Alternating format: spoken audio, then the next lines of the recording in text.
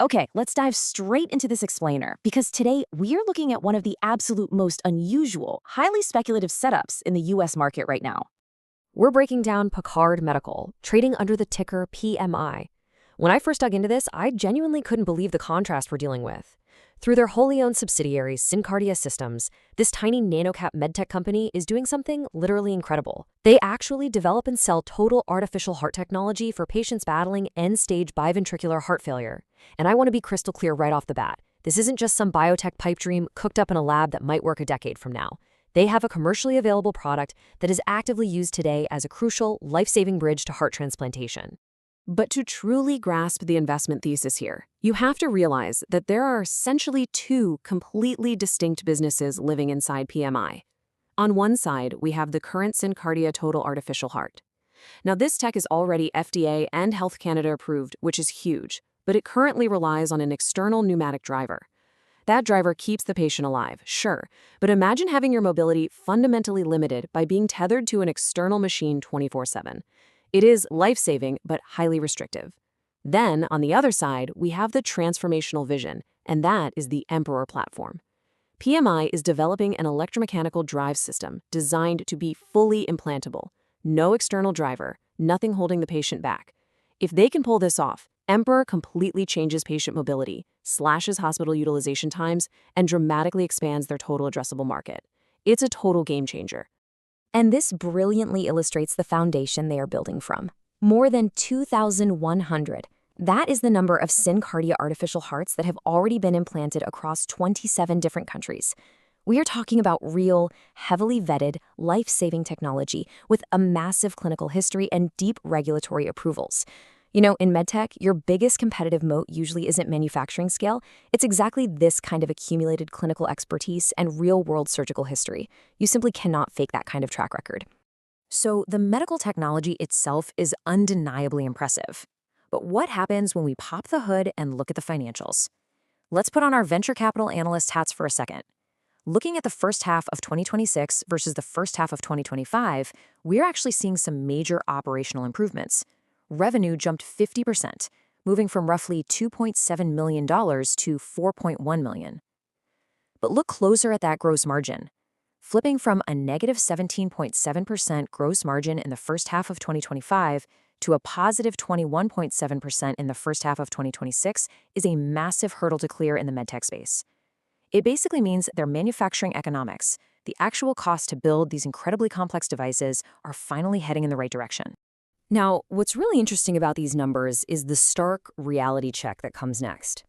Despite those improving margins, PMI reported a staggering $13.3 million net operating loss for that exact same first half of 2026. So even though the gross economics per unit are getting much better, their total revenue is still just a tiny fraction of their operating costs. Their research and development, alongside their SG&A, which is essentially their everyday overhead, legal, and administrative stuff, absolutely dwarfs their gross profit. They are burning substantially more cash than they generate just to keep the lights on and keep funding that Emperor platform. To bridge that terrifying gap, commercial growth isn't just nice to have, it is absolutely essential. Specifically, U.S. product sales are the primary growth engine right now. In their recent results, the company noted that their first half revenue increase was driven heavily by the U.S. market, which actually stepped up to help offset some lower European sales. If you are tracking this company, this is the exact operational metric you need to monitor. You want to look for a continued 30 to 50% annual growth rate here, because driving that U.S. volume is realistically the only path they have to reaching a self-funding commercial scale.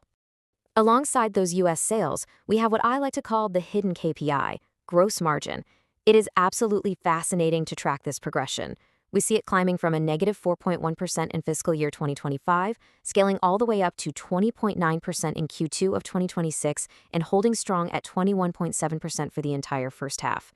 If management can systematically scale this up to 30%, then 40%, and eventually hit that golden 50% gross margin alongside substantial revenue growth, well, the operating leverage of this business could become incredibly powerful. And by operating leverage, I mean their ability to grow revenue without ballooning their fixed costs. But listen, having powerful future operating leverage doesn't mean a thing if you run out of money today, which brings us to the brutal realities of the balance sheet. This is arguably the biggest existential risk facing PMI right now.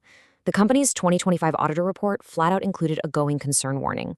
Now, to be fair, management has actively taken steps to strengthen the balance sheet since then. They raised over $17 million in net equity proceeds via their IPO, secured debt financing, and repaid millions in senior secured debt principal. But the sheer gravity of that massive cash burn leaves them dangerously dependent on external capital to survive, while they attempt to scale the business. And that relentless need for external capital leads directly to this incredibly grave figure. 800%. No, that is not a typo. That is the staggering year-over-year increase in PMI's share count. When a company is burning through cash and forced to continually raise funds to survive, they print new shares. This sets up a massive, potentially destructive dilution problem for any retail shareholder who decides to hold the stock long-term. So the crucial point is this. Because of that brutal dilution, you absolutely cannot just look at the headline share price to understand what this company is actually worth. According to a March 2026 presentation, while they have around 75.2 million common shares outstanding, you also have to factor in roughly 7.7 million warrants and an equity incentive plan that allows for up to 18 million more shares to be issued. That brings the fully diluted total to nearly 101 million shares. You must evaluate this company on a 100 million fully diluted share basis, because a $100 million company with 10 million shares is a completely different beast than a $100 million company with 100 million shares.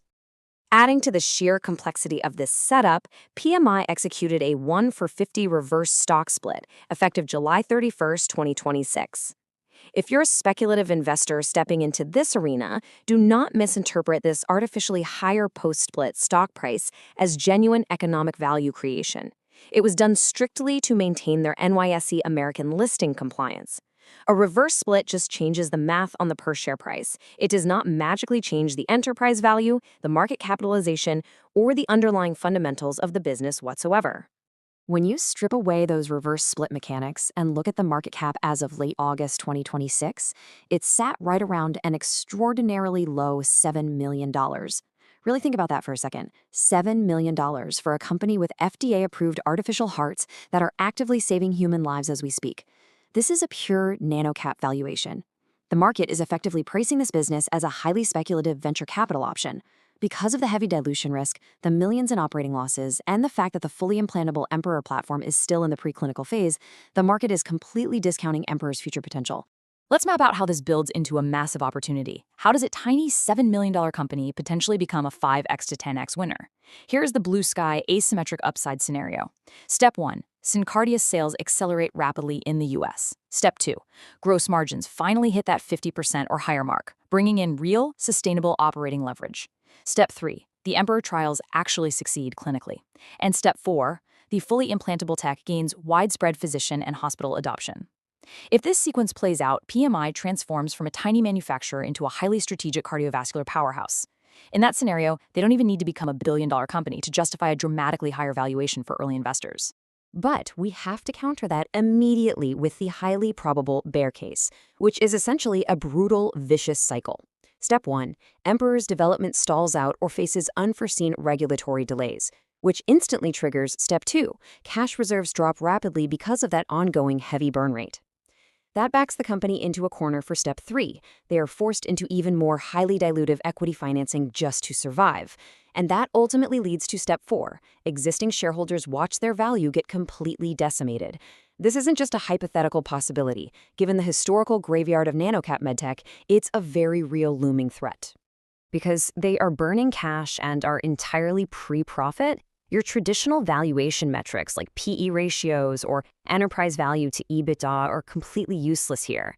Instead, we have to look at this through a probability-weighted model. Based on the analysis, there's about a 40% probability of the bear case happening. That means continued losses and severe dilution. There's another 40% chance of a base case, meaning slow commercial growth with agonizingly slow progress on Emperor. But then you have a 15% probability of the bull case, where we see solid commercial growth plus Emperor clinical success. And finally, a 5% extreme blue sky scenario where the fully implantable heart becomes a massive commercial hit. As you can see, the outcome is heavily skewed toward either extreme risk or extreme reward. So if you are going to track this asset, this is your VC-style analyst playbook. These are the essential quarterly KPIs you absolutely must monitor. First, quarterly and U.S. revenue growth. Are they selling more units? Second, gross margin expansion. Are those units becoming more profitable to make? Third, operating cash burn and the remaining cash balance. How long is the runway? Fourth, the fully diluted share count to track that nasty dilution risk. And fifth, and per clinical milestones, are they actually making progress on the implantable tech? The thesis only holds together if all of these metrics improve simultaneously. It's a delicate balancing act. If revenue grows but cash burn skyrockets, the resulting dilution will completely wipe out your gains. Ultimately, the source material sums up PMI with a truly perfect description. It is a lottery ticket with real technology. This is not a safe core portfolio holding. It's a high-risk, high-reward medical technology option. They have real FDA-approved tech, they are saving lives today, and the upside of the Emperor platform is absolutely massive. But the execution risk and the sheer financial gravity of that dilution are immense. So the provocative question you really have to ask yourself is this: is the transformative, life-saving potential of a fully implantable artificial heart worth strapping yourself into a financial vehicle that might just run out of gas before it ever reaches the finish line?